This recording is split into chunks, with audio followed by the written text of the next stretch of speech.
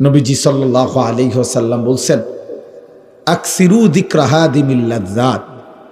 আমার উম্মত, এমন একটা দিন আসবে তোমার, যেদিন তোমার সব আনন্দ, সব ভালোবাসা, সব স্বাদ, সব মজা, সব স্পন্দন স্তব্ধ হয়ে যাবে।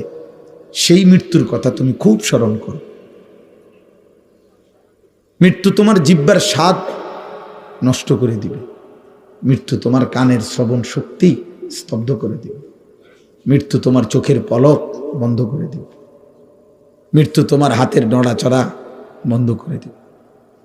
মৃত্যু তোমার নিঃশ্বাসের আসা যাওয়া বন্ধ করে দিবে। মৃত্যু তোমার হার্টবিট, হৃদ স্পন্দন বন্ধ করে দিবে। নিথর বানায় ফেলবে। পৃথিবী থাকবে, তুমি থাকবে না। রাতও হবে, দিনও হবে, রোদও উঠবে, বৃষ্টিও হবে, আলো ফুটবে, অন্ধকার আসবে। ব্যস্ততম দুনিয়ার মানুষ হই হুল্লুর ব্যস্ততা সবই করবে, তুমি শুধু স্তব্ধ হয়ে যাবে।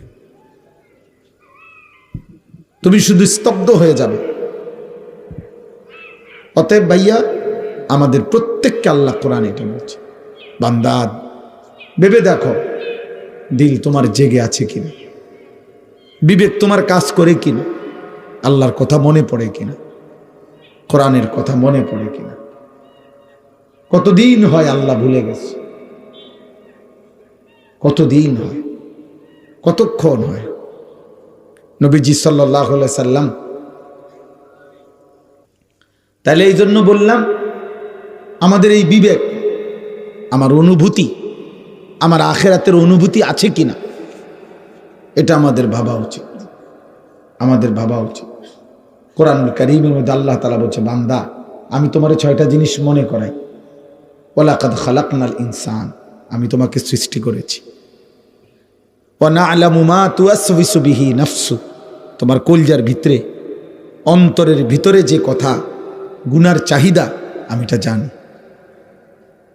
ওয়া নাহনু আকরাবু ইলাইহি মিন হাবলিল ওয়ারিদ, তোমার অস্তিত্বের রক্তের শিরা উপশিরা চলে যেই রগ রেশার মধ্যে, আমি আল্লাহ তার চাইতে তোমার নিকটে আছি। ইয ইয়াতালাক্কাল মুতালাক্কিয়ানে আনিল ইয়ামিন ওয়া আনিশ শিমালি কাঈদ, 24 ঘন্টা তোমার ডানে বামে আমার 2জন ফেরেশতা তোমার আমলনামা লিখছে। মা ইয়ালফিজু মিন কাউলিন ইল্লা লাদাইহি রাকিবুন আতীদ, তোমার এই জবান দিয়ে যখন যা বের হয়, কথা, আওয়াজ, শব্দ, বাক্য, আমার আরেকজন